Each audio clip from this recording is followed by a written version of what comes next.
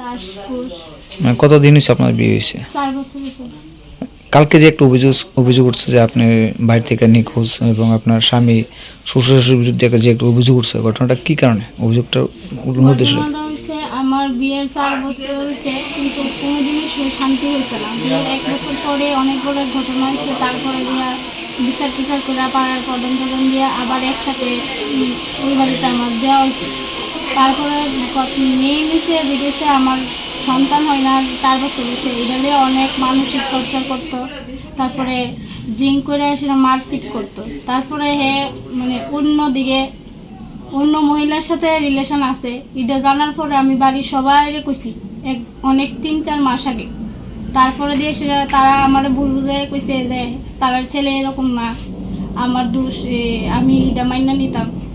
তারপরে আবার সেম কাল পরশু দিন রাত্রে আমি মোবাইল চেক মানে ফটো দেখতাম গিয়া ওই রকম ফটো টুটু দেখলাম। তারপরে দিয়ে সেটা ফোনে রেকর্ডিং শুনছি, তারপর শুনে সেটা মার কাছে দেখাইছি ফটো, তারপর রেকর্ডিংও সব দেখাইছি। মা কইছে কি জিগাই তো নি, আমি কইছি আমি এইসব জানি না কিছু। তারপরে দিয়ে সেটা জনে জানছে আমি ডিজাইন নালাইছি। তারপরে আমার অনেক বিশ্রী কথা কইছে, তারপরে মারপিট করছে সারা রাত্র।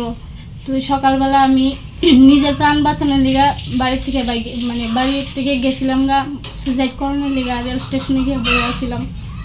তো এই কারণেই কালকে এই ঘটনা রয়েছে। গতকালকে রাত্রে মারধর করছে আপনার? তো এখন আপনার অভিযোগটা কার উপর, মানে আপনি কি চাইতেছেন? স্বামীর উপর। এটাই স্বামীর উপর যে অন্য রিলেশনে গেছে গা, বা আমার সাথে থাকতো না, এরকম কইছে। আমিও এর সাথে আর থাকতে চাই না এরকম মানুষের সাথে। আমার এই অভিযোগ যে একটা ভালো মানুষ না, একটা মানসিক রোগী, অনেক অত্যাচার করছে আমার উপরে এই 4 বছরে।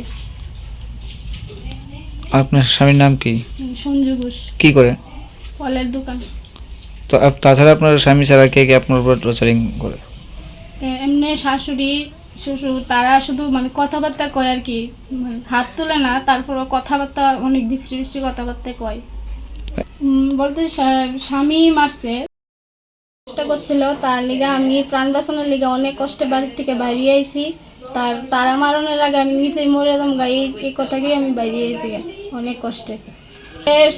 রাত্রে এরকম করছে বলে আমার মার কাছে কল করছিলাম, তো সকালবেলা ফোন করছিলাম, মা আমার নিয়ে জানালে মারে লেবো। আমার হাত থেকে ফোনটা নিয়ে সেটা ভাঙ্গা লাইছে, সেটা তার মোবাইলও সুইচ অফ করে লাইছে, আমার মারে লেবো গিয়ে সেটা।